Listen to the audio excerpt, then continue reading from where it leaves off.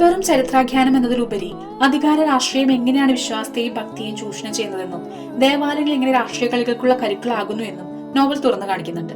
കേന്ദ്ര കഥാപാത്രങ്ങളായ മോഹൻ, സണ്ണിക്കുഞ്ഞ് തുടങ്ങിയവരിലൂടെ ഈ തർക്കങ്ങളുടെ നടുവിൽപ്പെടുന്ന സാധാരണക്കാരുടെ ചിന്തകളും നിസ്സഹായതയും ജീവിതവും ഒക്കെ വളരെ മനോഹരമായ രീതിയിൽ തന്നെ ഈ ഒരു പുസ്തകത്തിൽ അവതരിപ്പിച്ചിട്ടുണ്ട്.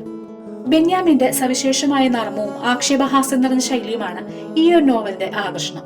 ഗൗരവമേറിയ വിഷയത്തെ അതിന്റെ ചരിത്രപ്രധാനമായ സത്വം ഒട്ടും തന്നെ നഷ്ടപ്പെടുത്താതെ ലളിതവും രസകരവുമായ ഭാഷയിൽ അവതരിപ്പിക്കാൻ നോവലിസ്റ്റിന് കഴിഞ്ഞിട്ടുണ്ട്.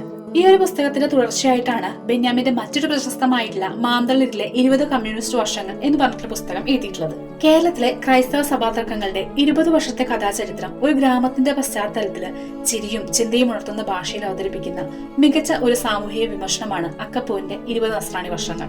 ഇതുപോലുള്ള പുസ്തകങ്ങൾ വായിക്കാൻ ആഗ്രഹിക്കുന്നവരാണെന്നുണ്ടെങ്കിൽ ഈ ഒരു പുസ്തകം നല്ലൊരു ചോയ്സ് ആയിരിക്കും. ഇനി വായിച്ചിട്ടുള്ളവരാണെന്നുണ്ടെങ്കിൽ നിങ്ങളുടെ അഭിപ്രായങ്ങൾ കമന്റ് ബോക്സിൽ രേഖപ്പെടുത്താൻ മറക്കരുത് കേട്ടോ.